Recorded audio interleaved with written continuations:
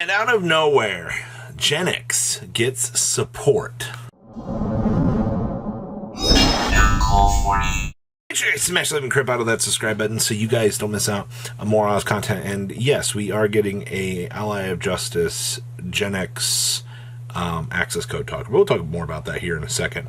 Terminal Worlds. We got the actual full cover art here for the booster pack. Our little club guy ended up being the Synchro Monster. Very strange oddity that ended up turning out.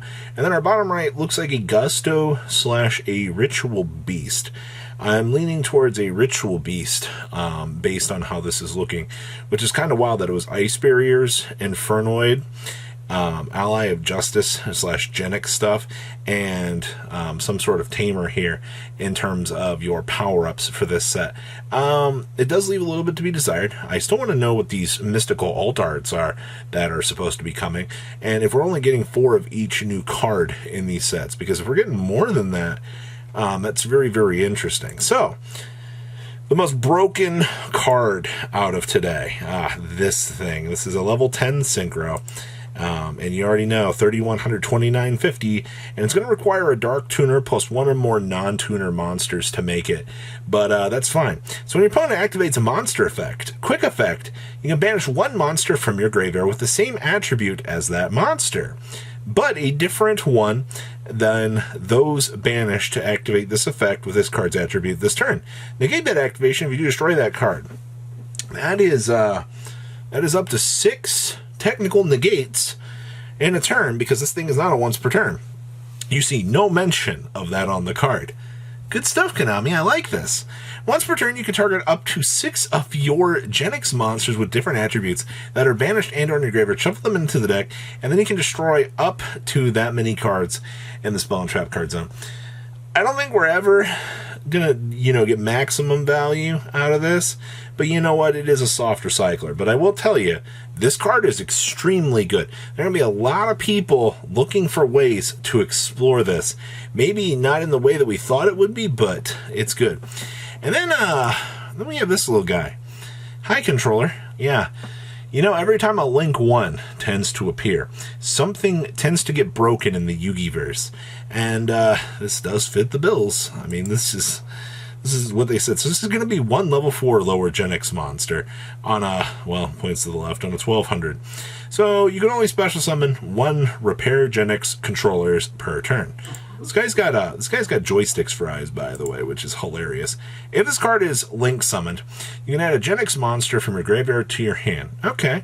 Once per chain, if a Genex monster is added to your hand, except by drawing it, you can immediately, after effect resolves, normal summon 1 Genex monster, and then you cannot special summon monsters from your extra deck for the rest of this turn, except for Synchro Summon using Genex Tuner as material. Okay. Well, first of all, the main things that we get out of this is you get the ability to recur something, and then it gives you the ability to normal summon another Genex monster. Does it fix the Genex deck problems? It's making an attempt to do so, and that leaves a lot to be desired. Then we have the R Genex Undyne. Hey, Undyne got a remake. You already know it's going to be good. So this is a 1700, 1100 on a level 4 water aqua monster. So once per turn, we can banish a Genex monster from our graveyard. This card gains that monster's attribute. Then if you banish a tuner to activate this effect, you can treat this card as a tuner until the end of this turn. I mean, okay. Sure, I guess. If you control a Genex Synchro monster, you can target 2 Genex monsters in your graveyard, including this card, and add them to your hand. Also, banish any cards sent to your graveyard for the rest of this turn. Wow. We found a way to activate a self-harming Macrocosmo for the archetype. I didn't think that we actually needed something like that, but, it does make sense for the shuffle back effect, I guess. And then the Xbox got a brand new card. Really glad to see the Xbox is still doing good out here. So there's going to be a level 2 Dark Spellcaster Tuner effect monster. This is still a Spellcaster? You can only use the first effect of this card's name once per turn. So during your opponent's main phase, if you control a Genex monster quick effect, you can special summon this card from your hand. Then immediately after this effect resolves, you can synchro summon 1 Genex Synchro monster. I mean, okay, sure.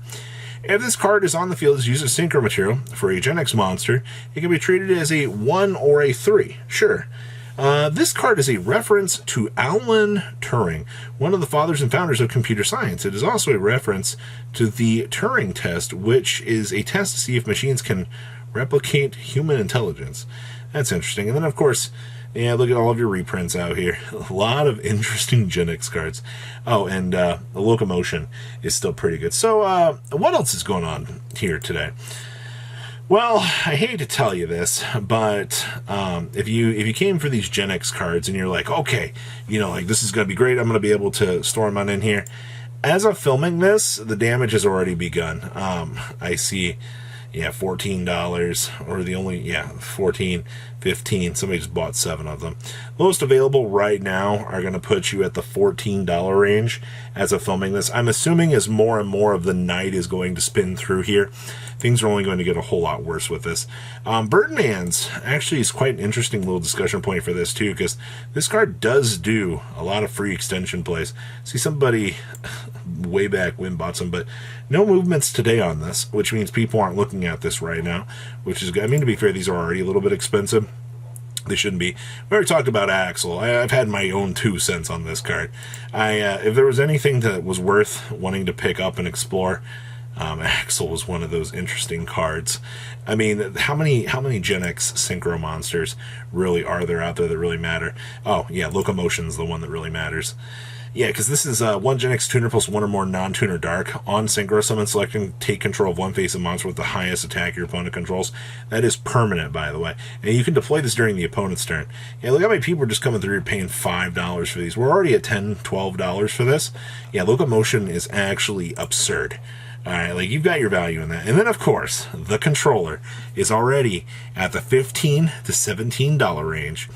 I'm proud of this little guy. He finally got his day. Wow, $15, $17, $20.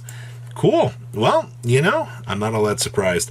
For the rest of the Genex stuff, I mean, thermals are $2, Duradarks coming up to 3s. This is old format application anyway. Hello Windmill, still $1. A lot of these bad ones are probably going to disappear throughout the night. And I guarantee you, I think the only thing that's going to really matter is going to be the big synchro. I don't think anybody's going to try to play Genex unless they get some more support. 4 cards is not enough to turn Genex into something semi-playable. They tried. Oh, yes, they certainly did. But it was a wasted effort, I think. But Access Code Talker Genex Ally of Justice thing is going to be pretty good. So what do you guys think? Please, leave a comment down below. Tell me what you guys think. And I'll see your beautiful faces back here later today, guys. Peace. Patrons, thank you.